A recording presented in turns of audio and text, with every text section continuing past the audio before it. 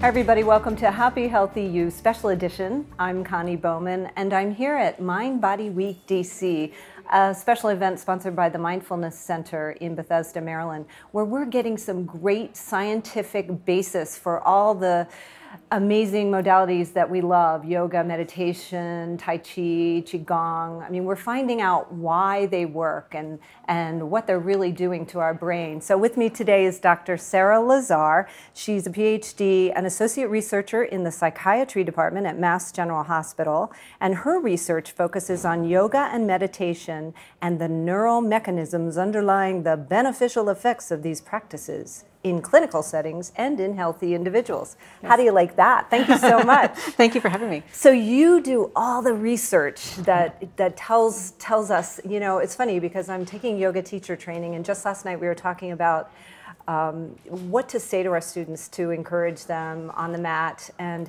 I happened to look at your TED Talk, and it was funny because you talk about how you went to that first yoga class, and here you are, a science-based person, and this yogi was, you know, in her tight pants telling you what you needed to know about meditation, and you're like, what?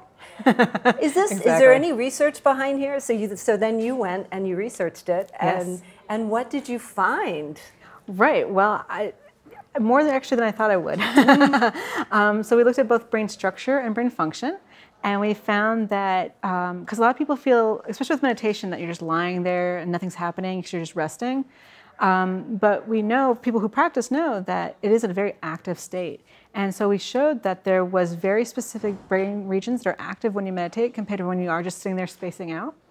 And also that with practice, it actually changes the shape of your brain, that your neurons make new connections and parts of your brain actually grow as a result of meditation and yoga practice. That's amazing. So mindfulness really does change the brain. Yes. Now, in your talk, you talked about all the different types of meditation. Is there one type that works better than others, or do they work differently? Right. So there's no real research on that specific question yet.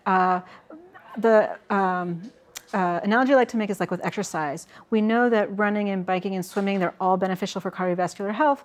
But for instance, we know, like, so for instance, weight-bearing exercises are good for promoting bones and joints, that probably swimming has more upper body impact than, say, running or biking.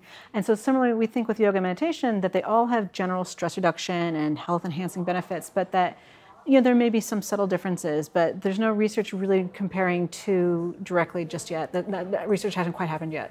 So any kind of meditation is good meditation. Exactly. Just get your Zen on. Exactly. So what should yoga teachers, maybe you could give us all some ideas for things that we could say to our students about the benefits of meditation and why should we be doing it?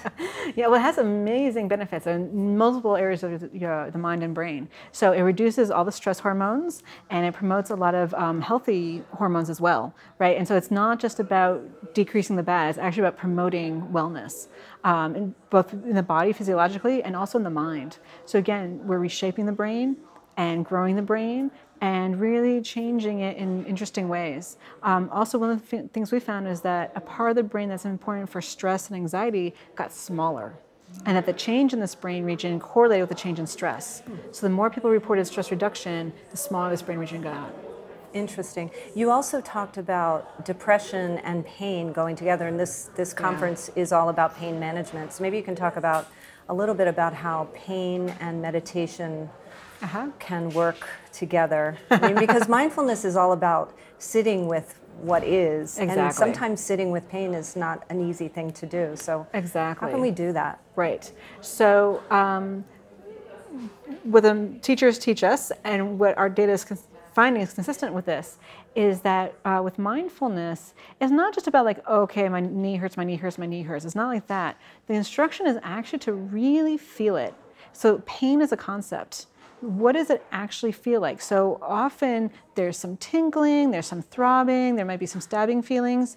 And when you really pay attention to it, you notice that actually it kind of changes and moves, and it kind of gets more intense and less intense and moves around. And when you really just do it without any agenda, so you're not trying to make it go away, you're not trying to, but just being aware of it, it starts to break up a little bit and become a little less. And that with practice, it actually does start to go away. And but the key thing is that you're not trying to change it, you're not trying to control it, and you're just really feeling it. And so we did an experiment in the MRI scanner where we had long-term meditation practitioners, and we applied a very mild, painful shock to them. And we had them either notice it normally or notice it mindfully. And we showed this difference in the brain activity. So normally, like if I gave you like a placebo or like distracted you, and we did this to you, what you would see is that the front controlling part of the brain turns down the sensing part of the brain, right? And this is how most pain management techniques work, is that the cognition part of the brain just turns off the feeling part of the brain. In mindfulness, we're seeing the exact opposite. The feeling part of the brain actually comes on, gets turned on, and the cognitive control part of the brain actually shuts down a little bit and just lets the experience happen.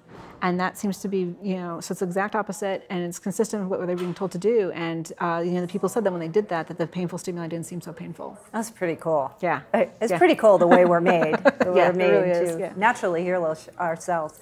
So what kind of a time commitment? I'm sure you get asked Right. this all the time. Right. Like, how long does it take to build up to running 3 miles? How long does it take to build up so you see results with your meditation practice? Right. So the short answer, we don't really know, because I haven't done the experiment quite well yet.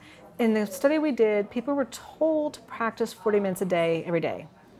On average, they practice 30 minutes a day. But what we know is that some people practice 40 minutes, but only 2 or 3 times a week. Some people practice 20 minutes, but every day, and everything in between. Some people only practice 5 minutes.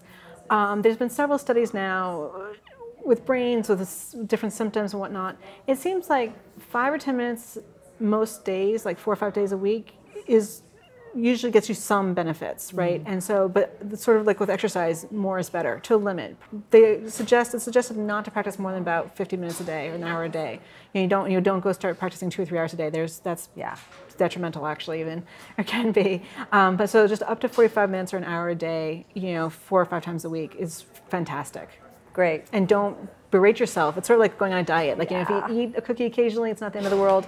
If you miss a couple of days of meditation, or exercise, it's okay. Just get back on the wagon. And it's a discipline. It really such a is. discipline. And I'm trying to do it. Yeah, and it's hard to do it every day. And I don't do it every day, that's for sure. That's what I was going to ask you. So what, do you have a discipline, or do you just kind of catch as catch can? Catch as the catch can, yeah. And definitely I tend to go through periods where I'm practicing more, and then periods where I'm practicing less. When things are really crazy, I may practice just once a week in class. And then other periods where, I'm practicing pretty regularly. And it varies tremendously, and everything in between. Yeah, right. So how far do you feel that we are off from doctors saying, take 2 meditation sessions and call me in the morning? Yeah, wouldn't that be great? Yeah, definitely it's getting, for stress. I think a lot of people, certainly I know several doctors who will prescribe that, and some still don't. In England, interestingly now, for meditation for depression is now considered a standard of treatment, same as pills. And there's been data showing that, at least for depression, that meditation and medication are very comparable. Wow. And so it's getting there slowly. Not quite there yet, but hopefully next 5-10 years. Yeah. And you also talked about in your talk how Western medicine is so great at acute situations, which we are. We can save you from a heart attack. We can fix you after you have a car accident. But Eastern medicine is really good for the long. Right, the chronic things. Right, and that's where the medications don't work so well. Especially with pain is a classic example. And the mindfulness program, this 8-week program, was actually originally started specifically for chronic pain.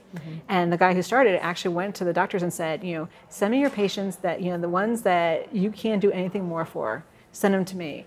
And the doctors were happy because they couldn't do anything for these patients. And so they sent them to, here, take them off our hands. And then the patients came back to the doctors and like, oh my God, this, changed my life. And oh my God, my pain is gone. And, the doctor's jaws just dropped. And so they started sending more and more patients. And, and it's incredibly effective for reducing pain, and as well as symptoms of just about every disease it's been tested for. So we need Eastern and Western to come together a lot more in that way. Yeah, because really, especially for the chronic long term, because it's self-help, and it's slow, but it's steady, and Well, thank you so much for giving all those out there who weren't privy to your amazing talk a little bit of what you had to say. And if somebody wants more information about your work, where can they find? If you Google my name and an MGH, you'll probably find my website, and all of our papers are there. And you can also, the Google Scholar is great. If you do Lazar meditation, you'll find all my papers in Google Scholar. Awesome. Great. Thank you so much, Sarah. Thank you. I feel so much more mindful just sitting here and talking to you. And you guys go out and be happy, be healthy. How's that? That's a little more mindful, being. Yes. I was going to say have a happy, healthy day, but be. We're just going to be.